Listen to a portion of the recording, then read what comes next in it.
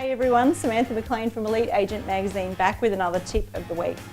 I had a couple of emails after last week's tip of the week, which was about getting found on LinkedIn, particularly when their new service ProFinder hits our shores sometime in the near future.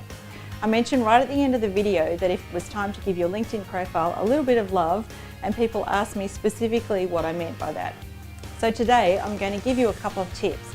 But first let me say that every site that you maintain a public profile on, whether it's realestate.com.au, LinkedIn, Domain, Rate My Agent or any of those sites where you have a public profile, the ones that will appear at the top of the search pile are always the ones that are most complete. That is, the profiles that have the most fields that are filled in are going to be at the top.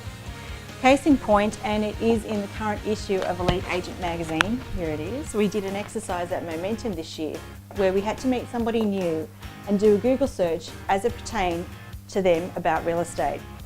I met a guy called Greg Brown. Hey Greg, if you're out there.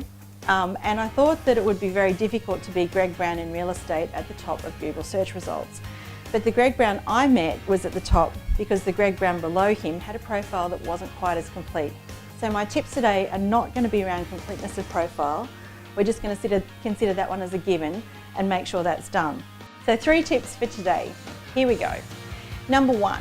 The list of real estate recommendations I received when I searched ProFinder were directly related to how many connections we had in common.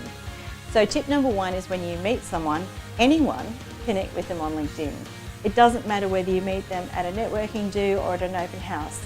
Grab a business card, and I say forget all that card munch or scanning card app stuff.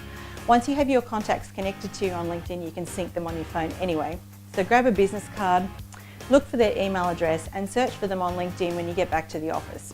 Drop them a note on LinkedIn connecting with them, reminding them how you met, that you enjoyed meeting with them and that you'd like to keep in touch in the future. Don't sell though. There's nothing more annoying than someone who sells immediately on connecting. It's happened to me a couple of times lately on Facebook as well, and it's like, ugh. Anyway, connecting on LinkedIn in this way will create a reminder for the person about meeting you and gradually increase your network, which is the ultimate goal. Tip number 2, get recommended. If you have connected on LinkedIn with some of the vendors that you've worked with before, politely ask them for a recommendation. You can do this automatically through LinkedIn by clicking on Improve My Profile, find the button that says View My Profile, drop that down, and then go through the steps to ask to be recommended. And tip number 3, you can now publish articles on LinkedIn, so get writing about your experiences in real estate, answer questions, and be helpful. These articles can get you noticed like you wouldn't believe, and of course, when people like or comment on them, reach out and connect to them. Once again, this grows your network. They are my top 3 tips for improving your LinkedIn profile. Try them out, hope they work for you, and have a great week.